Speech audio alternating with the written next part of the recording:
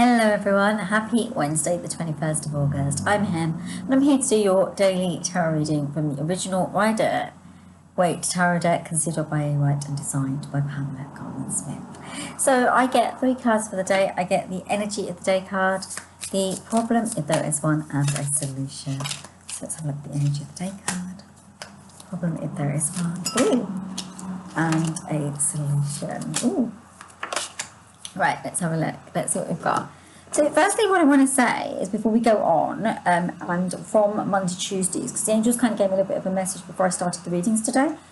Do not worry about Monday, Tuesdays, today's energy, because Monday was the full moon in Aquarius, and although there was something celebratory about it, it kind of petered out a little bit yesterday, and that's fine. Do check the readings out if you don't know what I'm talking about. But what the angels want me to tell you is that the energy is going to be quite high vibration, because the Aquarius full moon was quite heavy, so you may be feeling it. So if some of that comes out in the readings, that's just what it is, and it's fine. And if you don't get affected by it, that's a good thing, okay? But some of us may, and the angels are saying more of us than will be affected than won't be affected by it, okay? So let's see what our energy of the day card is. Oh, you couldn't write it, could you? I didn't look at these. I just did that, didn't I? That's the moon. You're gonna love it. You'll love how they bring these messages through to us. Yeah, I think this means kind of, yeah, literally, it's got under the skin of some of us, okay? My advice would be to just let it go. Let it ride its course, let it go where it's going to go, and be done with that energy once it's cleared up. Because to be truthful, it's quite a heavy moon. It's making a lot of us very tired, and it's also causing a lot to come up to the surface, which are emotional issues, things that are spiritually within our body system, and anything that we're holding within ourselves may have come up during this full moon that was on Monday. And the reason the angels are bringing it up today is because, as they just said to me, and I've already said to you, and I didn't realize this was the card, this moon may be the thing that is causing you to feel that slight bit of unrest. Now, the other thing they want to say to you is that there's a pathway opening up for you anyway, a new one. Do not feel as if you might be... See, there's something of the disbeliever in you here. So you're imagining that it's like a dangerous pathway because you see the scorpion. That's scorpion, isn't it? You see the scorpion and you think it's going to follow me. I'm not going to be able to go where I need to go. You also feel a little bit mad by the moon. You've got this Leo sun penetrating down as well, and you've got this Aquarius moon, and the energy is sort of saying to you, I don't want to do anything. I want to stay where I am, which is why you probably got the Hermit energy yesterday, right? But what this energy is saying to you is that the pathway is opening up for you, and there needs to be a level of trust as opposed to...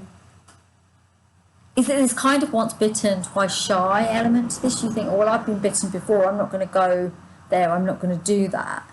Yeah, but the angels are saying to me to say to you guys, well, yes, that's all very well and good. However, you are ready to take the steps once, I get it, angels. Once you release the trauma, negativity, the things that have been holding, what's been holding you back? Something's... Do you know, it's really interesting. I don't get that it's fully holding you back. I get that it's something that's been standing in your way in terms of life in general. And whatever that thing is, it's time for you to remove it and move it out of your way, because this is what the Aquarius full moon will help you do. It will help you to release it out of your energy field. Okay? Yes, because this is what the problem is. Here's the problem. You've got 3, 6. So you've got the 8 of Swords, right? And you feel bound and you feel shackled. It's a little bit like the Devil card in some ways. It's not the Devil card, okay? But it's like the Devil card. Because you think that you are in conflicted energy. You're far away from home. You don't know how to go where you need to go. You feel as if you're blindfolded. You're not gagged, though. I want you to notice that, right? Which means you can scream for help. And those ties around you are really loose. You could literally just shake yourself out of them, yet you still feel that you need to stay beholden to them. And the angels are telling me that this isn't true. You do not need to be beholden to them. Because it's interesting, because they're showing me you with these bindings around you, and they're showing you shrugging them off, and they're just falling to the floor, and then you're lifting the blindfold up. And when you do that, you're going to see these 8 swords, right? Now, these 8 swords, yes, swords link into conflict and some kind of rivalry. Yet there's another message in this 8 that I see. If you're willing to unbind yourself from what is holding you back, which means to me it's release toxicity, release people that are not good for you, release situations that are not good for you. Once you do that, you'll see these 8 swords and you'll realise 8's a lucky number, and 8's going to bring you something better than you had before, right? I did kind of give you a solution while I was reading that.